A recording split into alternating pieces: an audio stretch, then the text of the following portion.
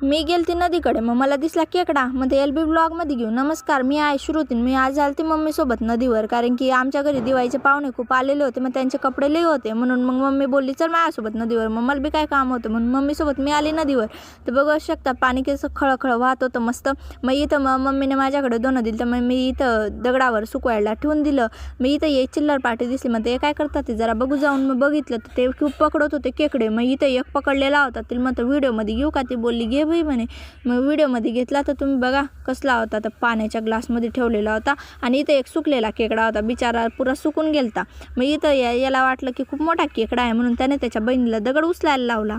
तिने दगड उचलला आणि तो पटपट बघायला गेला आहे का नाही. त्याने पूर्ण बघितलं तर त्याच्यात काही निघालं नव्हतं. इथं त्यांनी खेकड्याचे पाय तोडून फेकलेले होते.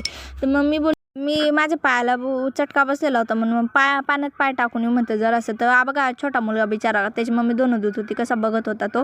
मग मी इथं पाण्यात मस्त पाय टाकले, पूर्ण थंड थंड वाटलं. पर त्यांच्याकडे आली, मग यांना खेकडा भेटला का नाही ते तरी बी शोधतच होते. पूर्ण पाणी इकडचं साईडचं ओतून घेतलं होतं त्यांनी साईडला, म्हणजे चिखलचा बंधारा करून ते पाणी पलीकडच्या साईडला फेकलं, तरी बी त्याला खेकडा सापडा ना. बिचाराला असा कसा खेकडा होता तो बी सापडा ना.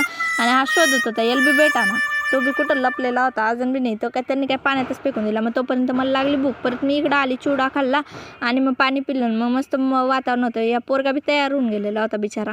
मग पाण्यात परत पाय टाकले, मला तर काही कामच नव्हतं दुसरं, म्हणून मग ते पाण्यात पाय टाकले. मस्त वाटलं थंड थंड.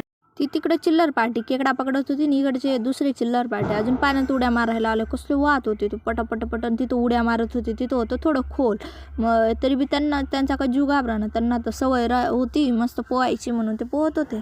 माझा विचार झाला मी बी त्यांच्यासारखं करावं एकदा, आपण नको म्हणतो बुडली कुठं कोण काढायला येईल आधी. तर मग मम्मीला लागली होती भूक दोन. मग मम्मीने खाल्ले ते चिवडा वगैरे. नंतर परत मग या गोव्याला जसे ते लोक झोपलेले राहतात तसे आपले इकडचे गावाकडचे झोपलेले होते, कारण की दगड मस्त गरम होता म्हणून. आणि मग इकडं परत पप्पा आले घ्यायला, मग नदीला केलं बाय आणि पप्पासोबत आलो आम्ही इकडं. मग घराकडे निघालो. मग आज होता गावाचा बाजार. ही बघा आमची नदी किती भारी दिसते. इथं काही लोक ट्रॅक्टर धुवायला आलेले होते. मग गावाचा बाजार होता म्हणून खूप गर्दी होती. मग गाडी हळूहळू चालवली इकडं.